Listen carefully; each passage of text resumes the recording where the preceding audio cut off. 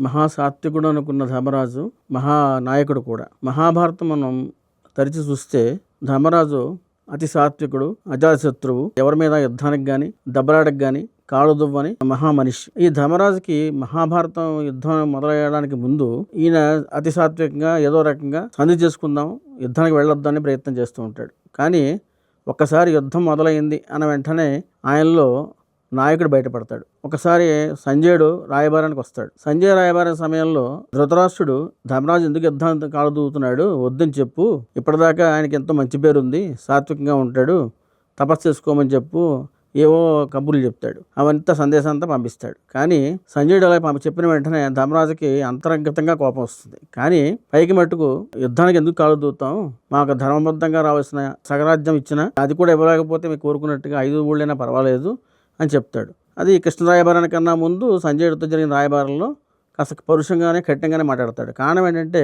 ఒక రాజు యుద్ధానికి సిద్ధమై అయ్యే పరిస్థితులు కలగజేసింది ఎవరు? అవతల పక్క వర్గం వాళ్ళు. ధర్మరాజు ఉద్దేశం ఏమిటి? తను న్యాయంగా ధర్మంగా ఉన్నాడు, ఖచ్చితంగా తన రాజ్యం తనకు రావాలి. అలాంటప్పుడు ఎందుకు తను యుద్ధానికి దెక్కకూడదు? అయినా కూడా సామధాన భేద దండోపాయాలన్నీ కూడా ప్రయోగిస్తాడు. అవన్నీ సఫలీకృతం అవ్వకపోతే యుద్ధానికి సిద్ధం అవుతాడు. ఇక్కడ తన నాయకుడికి ఉండవలసిన లక్షణాల్లో, రాజుకు ఉండవలసిన లక్షణాల్లో ఉన్న 4 కూడా సామధాన భేద దండోపాయాలన్నీ కూడా చివరిదాకా ప్రయోగించిన తర్వాతనే యుద్ధానికి సిద్ధం అవుతాడు.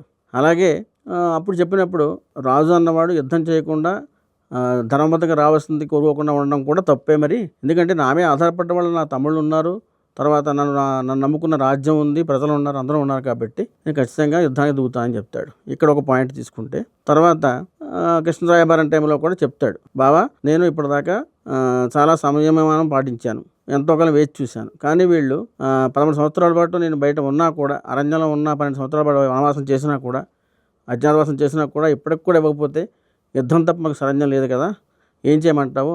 5 ఊళ్ళనే ఇమ్మను అని చెప్పి సందేశాన్ని పంపిస్తాడు. అలాగే ధర్మరాజు మంచి నీతి గలవాడు, రాజనీతి తెలిసినవాడు, ధర్మాన్ని తెలిసినవాడు కాబట్టి ఎక్కువ మంది ఆయనకి సపోర్ట్ చేస్తారు. అలాగే యుద్ధం మొదలవబోతూ ఉంటుంది. అప్పుడు ఇంకా ఆయనలో ఉన్న రాజు ఇంకా ఖచ్చితంగా యుద్ధాన్ని తనను నమ్ముకున్న వాళ్ళు వచ్చారు కూడా ఉన్నారు. 7 అక్షోహిణుల సైన్యమే ఉంది, అక్కడ 11 అక్షోహిణుల సైన్యం ఉంది. ఇప్పుడు ఏంటంటే ఈ సమయంలో ఆయన అంతా కూడా సంయమనం పాటించాలి, నాయకత్వ లక్షణం బయటపడాలి, తర్వాత ధర్మంగా యుద్ధం చేయాలి, అన్నీ కూడా ఆయనకి మనసులో ఉంటాయి. అలాగే ఆయన వెళ్తాడు, యుద్ధం జరగబోతూ ఉంటుంది. కరెక్ట్గా అటుపక్క ఇటుపక్క సైన్యాలు మోహరించి ఉంటాయి. నెమ్మదిగా దిగుతాడు, ముందుకు వెళతాడు.